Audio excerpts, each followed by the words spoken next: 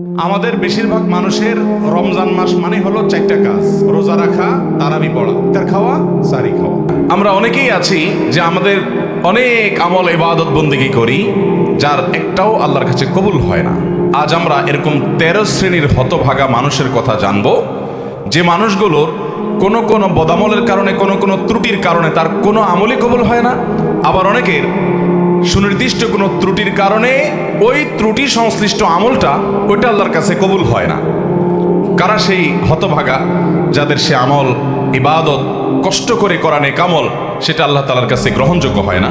এর মধ্যে সর্বপ্রথম যে শ্রেণী মানুষের কথা আমরা বলবো তারা হলো কুফর এবং শিরকে যারা লিপ্ত। কিসে লিপ্ত?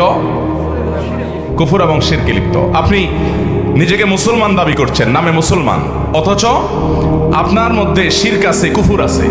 তো এরকম যদি হয় তাহলে শিরক এবং কুফরে থাকা ব্যক্তি, এই ব্যক্তি যত নেক আমল করুক, সে নিজেকে মুসলমান মনে করছে, হয়তো তিনি 5 ওয়াক্ত নামাজও পড়েন, কিন্তু তার মধ্যে যদি শিরকে আকবর থাকে, কোন শিরক থাকে, মানে বড় শিরক, যে শিরকটার কারণে মানুষ ইসলাম থেকে খারিজ হয়ে যায়, তার মধ্যে যদি কুফরি থাকে, যেটার কারণে মানুষ ইসলাম থেকে খারিজ হয়ে যায়, তাহলে এই ব্যক্তি নিজেকে যত মুসলমান মনে করুক, আমরা সবাই হয়তো মুসলমান তাকে মনে করি, সে হয়তো মসজিদেও আসে, সে হয়তো নামাজে পড়ে, সে হয়তো হজ উমরা করতেও যায়, অথচ তার কোনো আমল, সে নামাজ পড়ুক, রোজা রাখুক, হজ করুক, জাকাত করুক, দান করুক, সাদাকা করুক, তার কোনো আমল আল্লাহর কাছে গ্রহণযোগ্য হয় না।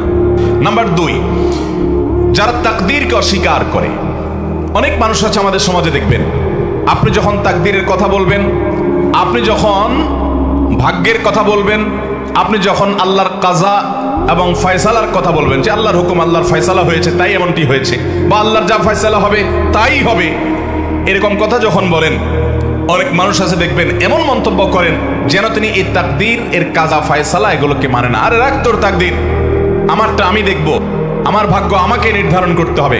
নিজের ভাগ্য নিজে নির্ধারণ করার ক্ষমতা পৃথিবীতে কারোর আছে? যদি থাকতো তাহলে পৃথিবীতে কোনো মানুষের কোনো বিপদ হতো? এই জন্য তাকদীর নিয়ে যদি কারোর মধ্যে সন্দেহ হয়, অথবা তাকদীরকে যদি কেউ অস্বীকার করে, তো সে ব্যক্তি সম্পর্কে নবী করিম সাল্লাল্লাহু আলাইহি সাল্লাম বলেছেন যে তার কোনো প্রকার আমল, সে নফল আমল করুক, ফরজ আমল করুক, শারীরিক আমল করুক, আর আর্থিক ইবাদত করুক, এর কোনোটা কবুল হবে না যদি সে তাকদীরকে কি করে? অস্বীকার করে।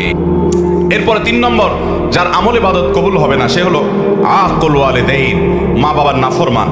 এ সম্পর্কে নবী করিম সাল্লাল্লাহু আলাইহি সাল্লামের একটা হাদিস বর্ণিত হয়েছে, যে নবী করিম সাল্লাল্লাহু আলাইহি সাল্লাম কয়েক ব্যক্তি সম্পর্কে বলেছেন যে এই কয়েক শ্রেণীর মানুষ, এদের সালাত কবুল হবে না, এদের নামাজ কবুল হবে না, এদের ইবাদত বন্দেগী কবুল হবে না। এর মধ্যে এক ব্যক্তি হলো মা বাবার নাফরমান। মা বাবার যারা নাফরমানি করে, মা বাবা বলে ডানে যাও, সে যায় বামে। মা বাবা যদি কোনো নির্দেশ করেন এবং সেই নির্দেশ যদি আল্লাহর কোনো নির্দেশের খেলাফ না হয় সরাসরি, তাহলে সেই নির্দেশ মানা সন্তানের জন্য ওয়াজিব। সেটা সন্তানের জন্য মানা কি? আবশ্যক। সেটা না মানলে আপনি গুনাহগার হবেন।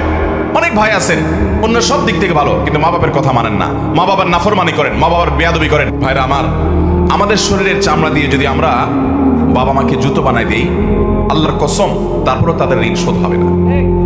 তাদের ঋণ আপনি শোধ করতে পারবেন না। আপনার বাপ অনেক খারাপ, আপনার মা অনেক খারাপ, আপনার কিছু করে না, তারা আপনার আরেক ভাইয়ের দিকে খেয়াল রাখে, আপনার দিকে খেয়াল রাখেন, আপনার শত বিচার থাকতে পারে, শত অভিযোগ থাকতে পারে, শুধু আপনার দুনিয়া আসার কারণ এবং মাধ্যম যে তারা হয়েছেন, এই ঋণটা সারা জীবন আপনি আদায় করে শেষ করতে পারবেন না। বাবা মার অবাধ্য এবং নাফরমান সন্তান, তার সালাত আল্লাহর কাছে কবুল হয় না, তার নেক আমল, তার নামাজ আল্লাহর কাছে কবুল হয় না। এবার নবী করিম সাল্লাল্লাহু আলাইহি ওয়াসাল্লামের হাদিস বর্ণিত হয়েছে।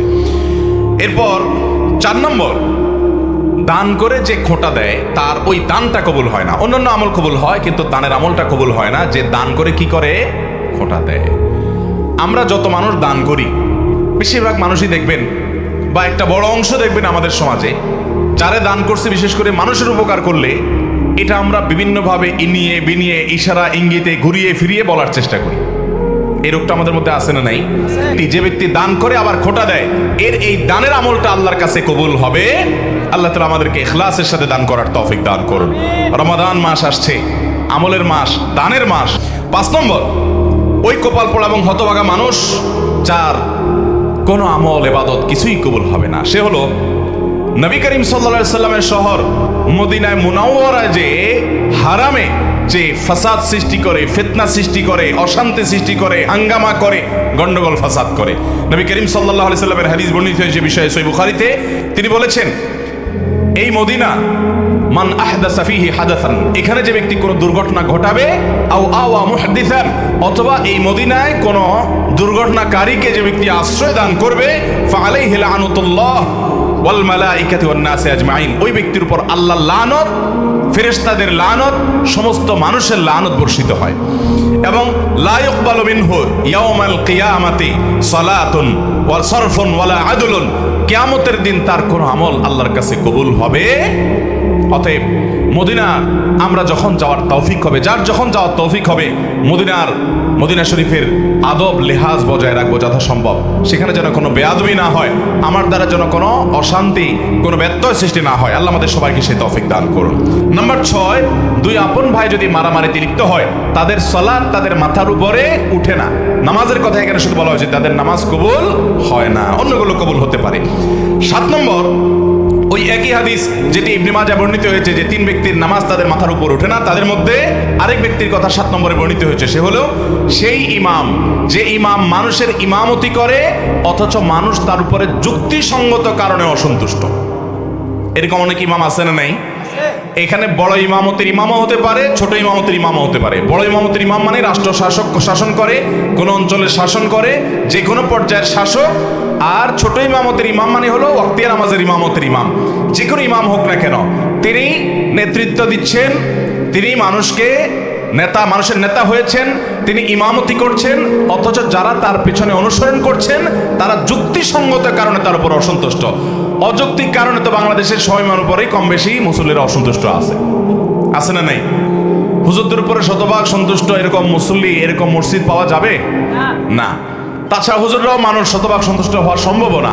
কিন্তু যৌক্তিক কারণে বেশিরভাগ মুসল্লিরা বা সব মুসল্লিরাই অসন্তুষ্ট, কিন্তু হুজুরের খুঁটির জোর বেশি, গায়ের জোর বেশি, এই জন্য হুজুরের সরানো যায় না।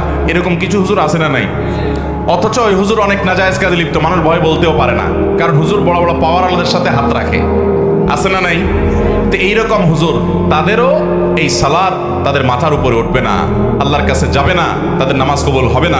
8 নম্বর হলেন ওই নারী, যেই নারী রাত্রি যাপন করেছেন অথচ তার স্বামী তার উপরে যৌক্তিক কারণে অসন্তুষ্ট। অযৌক্তিক কারণে স্বামী অসন্তুষ্ট হলে ওইটার কারণে স্ত্রীর আমল ইবাদত কবুল হবে না, ব্যাপারটা সেরকম নয়।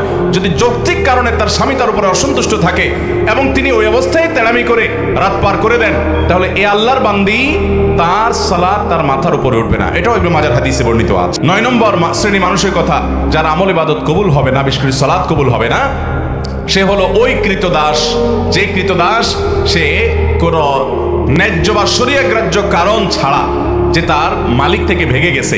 এই ব্যক্তি সম্পর্কে নবী সাল্লাল্লাহু আলাইহি ওয়াসাল্লাম হাদিসে আসছে যে এই ব্যক্তি ফিরে আসা পর্যন্ত হাত্তা ইয়ারজা, তার সালাত, তার ইবাদত আল্লাহর কাছে কবুল হয় না। 10 নম্বর হলেন ওই নারী, যেই নারী বাসা থেকে বের হয়েছেন সুগন্ধি মেখে। আজকাল আমাদের অনেক মুসলমান মেয়েরা আছেন, আমাদের অনেক মা বোনরা আছেন যে অনেক পারফিউম ব্যবহার করে, অনেক সুগন্ধিযুক্ত প্রসাধনী ব্যবহার করে তার আশপাশের পুরো পরিবেশটাকে মোহিত করে ফেলছে সুগন্ধি দিয়ে, সেটা ব্যবহার করতে বের হচ্ছেন। এই সুগন্ধি যতজনের নাকে যাচ্ছে তারা ফিতনায় পতিত হচ্ছে, তারা কল্পনার জেনায় লিপ্ত হচ্ছে, তারা গুনাহগার হচ্ছে, সমাজ অস্থিতিশীল হচ্ছে, ফাসাদের দিকে যাচ্ছে। এরকম অনেক মা বোন আমাদের আছেন না নাই? এই সমস্ত মা বোনদের অনেকে আছেন নামাজও পড়তে যান, এভাবে সুগন্ধি ব্যবহার করে তিনি বাজারে গেলে অন্যান্য কাজ করলে তার পরিণাম কি হবে সেটা তো পরের কথা। আপনি শুধু এটা চিন্তা করুন যে নবী করিম সাল্লাল্লাহু আলাইহি ওয়াসাল্লাম এইরকম সুগন্ধি ব্যবহার করে কোন নারী যদি মসজিদে পর্যন্ত যায়, তার সম্পর্কে পর্যন্ত নবী সাল্লাল্লাহু আলাইহি ওয়াসাল্লাম বলেছেন যে তার সালাত কবুল হবে না। তিনি মসজিদে গিয়ে নামাজ পড়লে সেই নামাজ কবুল হবে না যতক্ষণ পর্যন্ত বাসায় ফিরে এসে গোসল করে তার শরীরে সে সুগন্ধি ধুয়ে মুছে পরিষ্কার করে নামাজ আদায় না করবেন। এর মানে কিন্তু এই না যে একজন নারী সুগন্ধি ব্যবহার করতে পারবেন না, 100 বার ব্যবহার করবেন। তিনি তার বাসায় সুগন্ধি ব্যবহার করবেন, নিজের লোকদের মধ্যে তিনি সুগন্ধি ব্যবহার করবেন, গায়রে মাহরাম কারোর কাছে তার সুগন্ধির ঘ্রাণ যেন না যায় সেটা তিনি হতে দিবেন না। 10 নম্বর হলো সেই নারী, যেই নারী মসজিদে নামাজ পড়তে গেছে অথচ এইভাবে গেছে। দেখেন, নামাজ পড়তে গেলেও যদি বেপর্দা ভাবে যায়, বেশরিয়তে ভাবে যায়, সেটাও কিন্তু আল্লাহর কাছে সওয়াবের কারণ হবে না, সে নামাজ কবুল হবে না। 11 নম্বর ওই ব্যক্তি, যে ব্যক্তি দান করে কিন্তু সে দানটা হারাম টাকা থেকে দান করে। এরকম লোক আমাদের দেশে আছে না নাই? অভাব নাই। মসজিদ মাদ্রাসা ওয়াজ মাহফিলে টাকা দেনওয়ালা মানুষ হারাম টাকা যারা উপার্জন করে এদের টাকাগুলো যদি নেওয়া বন্ধ করতো তাহলে মাহফিলগুলোর এত আলো ঝলমলা লাইটও থাকতো না। মসজিদ, মাদ্রাসা, ওয়াজ মাহফিল আমরা যারা করি, এর পরিচালনার সাথে যারা জড়িত, এদের মধ্যে খুব অল্প সংখ্যক মানুষ আছে যে ইসলামটাকে ভালো করে বুঝছে, যার কারণে না বোঝার কারণে তারা মসজিদটাকে চকচকা ফকফকা করার জন্য যে টাকা দেয় হুমড়ি খেয়ে নেয়, তা আল্লাহর ঘরে ধর্মীয় কাজে, ভালো কাজে হারাম খোরদের হারাম টাকা না নেই। চেষ্টা করবো তো ইনশাআল্লাহ। তাহলে যারা হারাম টাকা দান করে তাদের সেই দান আল্লাহ কবুল করবেন, কারণ নবী করিম সাল্লাল্লাহু আলাইহি ওয়াসাল্লাম বলেছেন, ওয়ালা সাদাকাতা মিন গুলুল। আপনি অবৈধ উপার্জন করেছেন, সেই টাকা দিয়ে যদি দান করেন সে দান কবুল হবে না। এখানে গুলুলের মানে হলো গরিমাত বা যুদ্ধলব্ধ সম্পদ যদি আত্মসাৎ করে চুরি করে দান করে সেটা কবুল হবে না, অর্থাৎ এটা জাতির সম্পদ। ঠিক একইভাবে রাষ্ট্রের সম্পদ, জনগণের সম্পদ, জাতির সম্পদ চুরি করে, আপনার গম চুরি, টিন চুরি, বিভিন্ন জিনিস চুরি করে লাখপতি কোটিপতি হয়ে এরপরে যদি আপনি দান দক্ষিণা করেন, 2 পয়সার কোনো মূল্য আল্লাহর কাছে পাবেন না। আর 12 নম্বর হলো ওই মুসল্লি, ওই নামাজি, যে নামাজি ব্যক্তি নামাজ পড়ে পবিত্রতা ঠিক ঠিকানা নাই, পবিত্রতা ঠিক মতো করে না, সুন্দরভাবে করে না। বিশেষ করে শীতের সময় আসলে দেখবেন আমাদের অনেক ভাই আছেন নামাজ শেষের জন্য অজু করেন, কিন্তু অজু এত তাড়াহুড়ো করে করেন যে কোনোর এখানে শুকনা থাকে, গোড়ালির ওখানে শুকনা থাকে, আঙ্গুলের চিপায় শুকনা থাকে, কানের লতির এখানে শুকনা থাকে। আসেনি নাই? নবী করিম সাল্লাল্লাহু আলাইহি সাল্লাম বলেছেন, ওয়াইলুল লিল আকাব মিনান নার। তোমাদের পায়ের গিরা, গোড়ালি এগুলোকে জাহান্নামের আগুন থেকে বাঁচাও। তার মানে কি? ভালো করে ডলে ডলে ধুয়ে তারপরে অজুকে পূর্ণাঙ্গ করো। অজুর যত নির্দেশ আছে ওলামা একরাম বলতে পারবেন, অজু সম্পর্কিত যত নির্দেশ নবী করিম সাল্লাল্লাহু আলাইহি সাল্লামের আছে, তার সবগুলোতে একটা শব্দ আছে, সেটা হলো ইসবাগুল ওযু, আসবিগুল ওযু। তার মানে আকমিলুল ওযু, অর্থাৎ অজুকে পরিপূর্ণভাবে করো, উত্তম রূপে করো, ভালোভাবে করো। অজু ভালোভাবে করার মানে এই না যে পানি 1 বালতি খরচ করেন, পানি খরচ করবেন কম, কিন্তু কোনো জায়গায় শুকনা থাকতে পারবে না, ভালো করে ডলে দিতে হবে। তো যদি কেউ অজু অপূর্ণাঙ্গ রাখে, শুকনা রাখে, বা ভালো করে পবিত্রতা অর্জন না করে, ওই ব্যক্তি ওই ওযু নিয়ে নামাজ পড়লে সে নামাজ কবুল হবে না। অন্য আমল কবুল হবে কিন্তু তার নামাজ কবুল হবে না, কারণ নবী করিম সাল্লাল্লাহু আলাইহি সাল্লাম বলেছেন যে লা তুকবালু সালাতুন মিন গায়রি তাহুরিন, পবিত্রতা ছাড়া কোনো নামাজ কবুল হবে না। অতএব ফরজ গোসল ঠিকমতো করতে হবে, ওযুটা ঠিকমতো করতে হবে, নাহলে ওই নামাজ কবুল হবে না। 13 নম্বর এবং সর্বশেষ হলো, যেই নারী নামাজ পড়ে, প্রাপ্তবয়স্কা নারী, অথচ তার মাথায় ওড়না নাই যেভাবে ওড়না দেওয়া দরকার, অর্থাৎ নামাজের জন্য যতটুকু সতর ঢাকা দরকার ততটুকু যদি ঢাকা না থাকে, তাহলে তারও কি হবে না? ওই নামাজ কবুল হবে না। তিরমিজির হাদিসে আসছে, নবী করিম সাল্লাল্লাহু আলাইহি সাল্লাম বলেছেন, লা তুকবালু সালাতু হাইদিন ইল্লা বিল খিমার। একজন প্রাপ্তবয়স্কা নারী তিনি খেমার অর্থাৎ ওড়না ছাড়া, অর্থাৎ সতর পরিপূর্ণভাবে ঢাকা ছাড়া নামাজ পড়লে নামাজ হবে না। ধরুন তিনি শাড়ি পরে সালাত আদায় করছেন, কোনো অসুবিধা নেই, শাড়ি পরে পড়েন, 3 পিস পরে পড়েন, অথবা আপনি মেক্সি পরে পড়েন। উদ্দেশ্য হলো, মূল বিষয়টা হলো সালাতের মধ্যে সতর ঢাকতে হবে। সালাতের জন্য তার সতর হলো মাথা থেকে পা পর্যন্ত, মুখমণ্ডল, 2 হাতের কবজি এবং পায়ের তলা, এগুলা ছাড়া তার পুরো শরীর তাকে ঢাকতে হবে।